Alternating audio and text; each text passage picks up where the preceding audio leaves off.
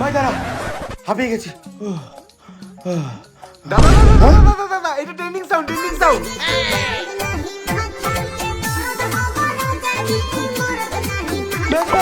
হয়ে গেছে, আপলোড কর।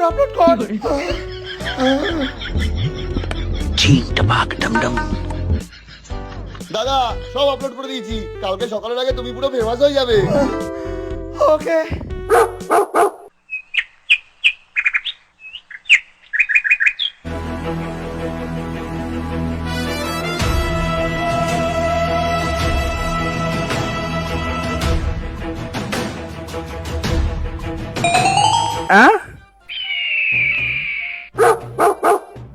কি ব্যাপার দাদা, আজকে এত সকাল সকাল ডাকলে?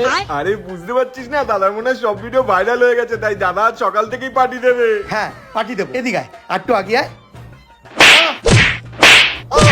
কি হলো দাদা, সকালবেলা ডেকে তুমি চড় মারছো কেন? কেন মারছি? তোদের জন্য মান সম্মান আমার সব চলে গেছে। সকাল থেকে ফোন খুলতে পারছি না, কমেন্টে এত গালাগালি। আবার কিছু গালাগালি তো মানেও বুঝতে পারছি না, আবার বলছিস কেন মারছি? আজকে তোদের দুটোকেই মেরে ফেলবো, শোনো আমার কথাটা শোনো। এখনই আমার ফোন থেকে সব ভিডিও ডিলিট কর, যেন কেউ কোনো ভিডিও না দেখতে পারে। বলছিলাম কি দাদা, এই আইডিয়াটা ফ্লপ হলো, আমার কাছে একটা আইডিয়া আছে যেটা ফ্লপ হবার কোনো সম্ভাবনা নেই। তোদের আর কোনো আইডিয়ার প্রয়োজন নেই। তোদের আইডিয়া নিতে গেলে মরার সময় লোকে কানে কানে এসে গালাগালি দিয়ে যাবে, তাই আর কোনো আইডিয়ার প্রয়োজন নেই। আর হ্যাঁ, তোর হয়েছে ডিলিট? হ্যাঁ হয়ে গেছে। তোমার জীবনে মান সম্মান যশ খ্যাতি যদি আবারও ফিরে পেতে চাও, তাহলে একটাই সমাধান।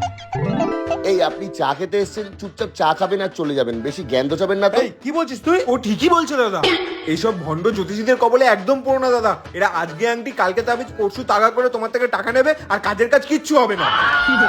তোমার জীবন থেকে যতদিন এই রাহু আর কেতু না যাবে, ততদিন তোমার এমনিতেও কিছু হবে না। এটা আপনি একদম ঠিক কথা বলেছেন।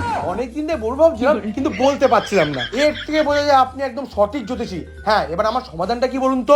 সমাধান হলো নারী। নারী? হুম কার নারী কাটতে হবে বলো? রক্ত বসো। আরে তুমি একটু শান্ত হয়ে বসো। আরে তোমাকে রক্ত গঙ্গা বলতে হবে না, আমি এখানে নারী বলতে মহিলার কথা বলেছি। তোমার জীবনে একজন মহিলার আসার খুব প্রয়োজন। আবার মহিলা মানে মেয়ে? দাদা এই জন্যই বলেছিলাম আমি, দেখলে তো। হ্যাঁ, আপনি যেন কি বলছিলেন? তোমার এই সমস্ত সমস্যার সমাধানের জন্য তোমাকে এই 72 ঘন্টার মধ্যেই বিয়ে করতে হবে। প্রেম করার জন্য দাদা একটা মেয়ে জোগাড় করতে পারলো না, আপনি আবার বলছেন 72 ঘন্টার মধ্যে বিয়ে।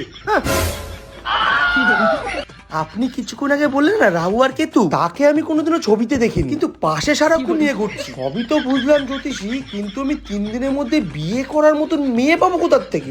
এই সমস্যার সমাধান করব কি করে? আমি তো কিছুই বুঝতে পারছি না। হ্যাঁ পাবে মানে ধরে নাও পেয়ে গেছো। কিরকম মেয়ে লাগবে? নাটা, মোটা, কালো, ফর্সা, স্ট্রেট চুল, কার্লি চুল? হ্যাঁ বাবু, আই লাভ ইউ টু বাবু। বাবু তোমাকে একটু পরে ফোন করি, একটু বিজি আছি। হ্যাঁ একটু পরে ফোন করছি, বাই। হ্যাঁ কোথায় ছিলাম যেন আমরা? কার্লি চুল। হ্যাঁ baby, I miss you too baby. আমি তোমাকে একটু পরে ফোন করি বেবি, একটু বিজি আছি বেবি। হ্যাঁ রাখলাম। হ্যাঁ তো কোথায় ছিলাম আমরা? কার্লি চুল। হ্যাঁ যেটা বলছিলাম।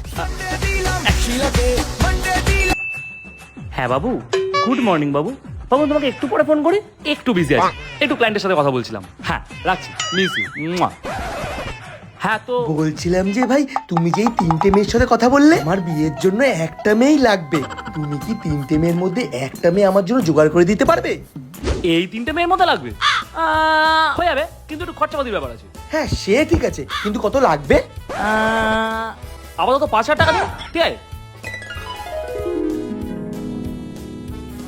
এই যে কেতু, এটা আমার কার্ড। ঠিক বিকেল 5টা নাগাদ ফোন করে নিও আমাকে, ঠিক আছে? বাকি কথা ওখানেই হবে। এই যে টাকাটা। হ্যাঁ রে, থ্যাংক ইউ। Excuse me. এ হচ্ছে রাজ, এর বিষয়ে জানতে হলে ভিডিওটা দেখতে থাকুন।